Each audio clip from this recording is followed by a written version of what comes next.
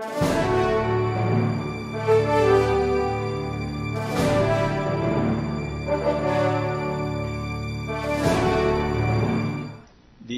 justices of the Supreme Court. Wala pa po tayo doon because it is up to the court, this court, to determine if when we ask questions or you ask and the defense panel will ask their questions, it is up to us to decide whether or not he or she can decline to answer the question. Ginoong Senador, ang aking pong iniisip na talagang may personal knowledge dito is si Justice Sereno.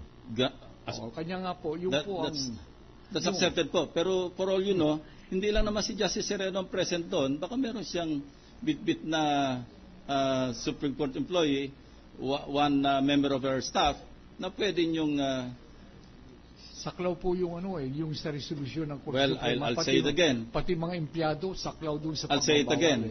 This is an impeachment court. Sui generis po ito. Ito po supreme din on its own. Ano?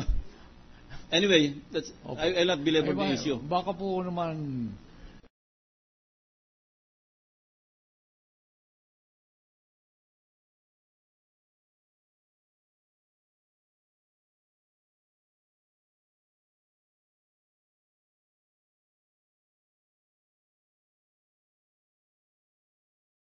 dito magbigay ng kanyang anyway, sir, that's just a side issue. I'll now proceed to my main issue. Okay. Tatanungin ko na po si Secretary De Lima. Okay, maraming salamat po sa inyong payo.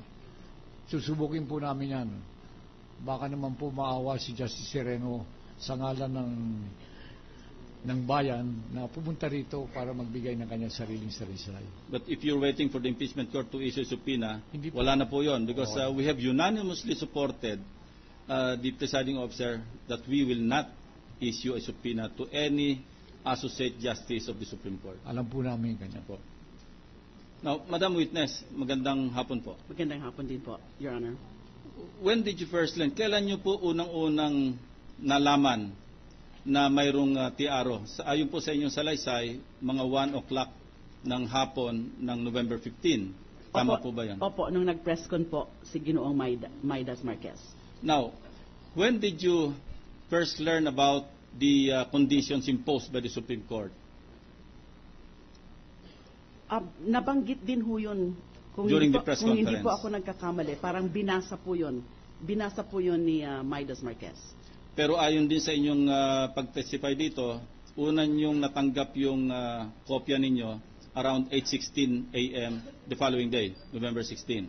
Opo, 8:25 or 8:26. Kailan nyo po unang nalaman na mayroong irregularities, mayroong hindi pagsunod do sa mga conditions na na-impose? Nung natanggap ko na po yung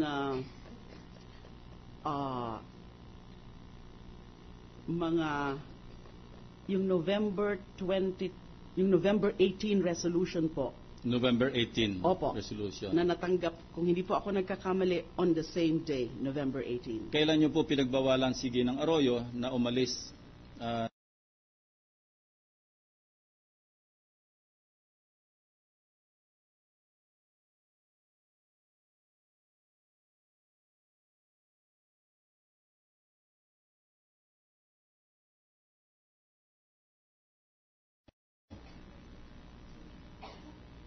hindi ko pa po alam kung talagang na-fulfill na yung mga conditions as of that time.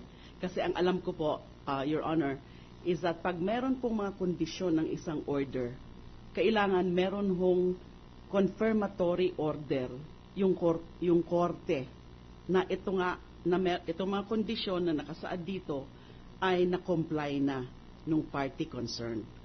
Pero hindi nyo alam na mayroong kondisyon, yung condition number 2, requirement number 2, yung pag-a-assign ng legal representative, hindi pala na-comply. Dahil mali yung isinumite ng kanyang lawyer, si Ferdinand Topacio. Di ba?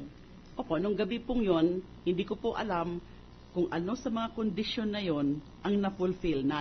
Maski nga po yung bond, hindi ko pa rin ho yun alam kung naibigay na yon nung araw na yon. So that prompted you to order the immigration officers at the airport, including the personnel of the NAIA authority, to not to allow her to leave the country Opo. that evening. Opo. Ano po ba ang diferensya ng WLO at saka ng HDO? Ang HDO po, Hold Departure Order, ay pinagbabawalan na umalis ang isang either nasasakdal or respondent in a preliminary investigation case. At ito ay may duration ng 5 taon, 5 years, unless lifted or revoked. Yung WLO naman po, watchlist order, ay essentially, ang effect ay hindi basta-basta makakaalis unless makakuha rin po ng lifting order o allow departure order, pero ito po ay only for a period of 60 days and not 5 years. An HDO is issued by the court, by the regional trial court. Kapag na-file na information, whether or not na-issue ng warrant of arrest, yung korte po ay may kapangyarihan sa ilalim ng batas na mag-issue ng hold departure order. Opo, ang korte po ay may kapangyarihan na mag-issue ng HDO at yung Department of Justice din po, under Department Circular Number 41, ay meron din po kapangyarihan. Kapangyarihan. Opo. Sino po ang nagbigay ng kapangyarihan sa DOJ na mag-issue ng watchlist order? Nasa circular po yan, number 41, ay ito po ang basehan po nito kasi ang circular number 41 po ay kagaya ng sinabi ko po kahapon, ang nagpalabas po niyan ay yung dating Secretary of Justice Alberto Agra at yung mga dati rin pong mga circulars before circular number 41 ay meron din po doon tungkol sa HDO. So yung mga dating circulars in-issue rin po ng mga dating Secretary of Justice. Ang batayan po ay yung sa Administrative Code na kung 292. saan opo, EO 292. Executive Order 292 po. Pero basahin po natin yung pinagkopyahan, yung sinite dito, which is yung circular number 18. Hindi po ba yun yata pinanggalingan nito eh? Opo. Department Circular number 18. At ang sinasabi doon, binibigyan ng, wala yung notes ko, binibigyan ng kapangyarihan ng Secretary of Justice para utusan ang immigration. Pero pagka sinabi pong immigration, yun po'y patungkol lamang sa naturalization, mga naturalized at sa mga aliens. Hindi po ba? Basically, opo. Opo. So, ang sinabi niyo po kahapon sa mga pagtatanong ng aking kaprobinsya na si Senator Bong Revilla, mayroong effects of a law ang Circular number 41. Opo, has the force and effect of law. Yes, being an but it is not administrative a issue. law. It's not strictly a law.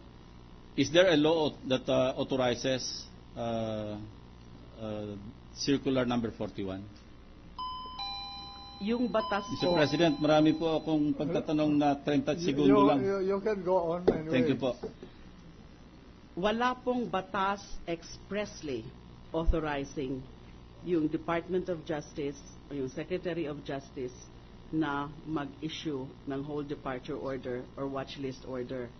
Pero ang batayan po dyan ng poder na yan ay yung aming mandato under the Administrative Code at ito po under the rulemaking powers din po ng Department for the effective implementation of mandate of its mandate at saka po yung exercise ng police power.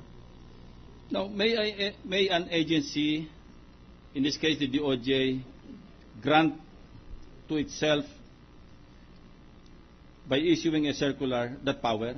Kayo mismo, hindi po ba self-serving yun? Pagka kayo mismo ang nag-grant ng power sa sarili ninyo sa pamamagitan ng isang circular, hindi po ba ang nararapat lamang, it is basic for that agency, in this case, again, the DOJ, to seek the support of Congress by way of an enactment. Hindi po ba?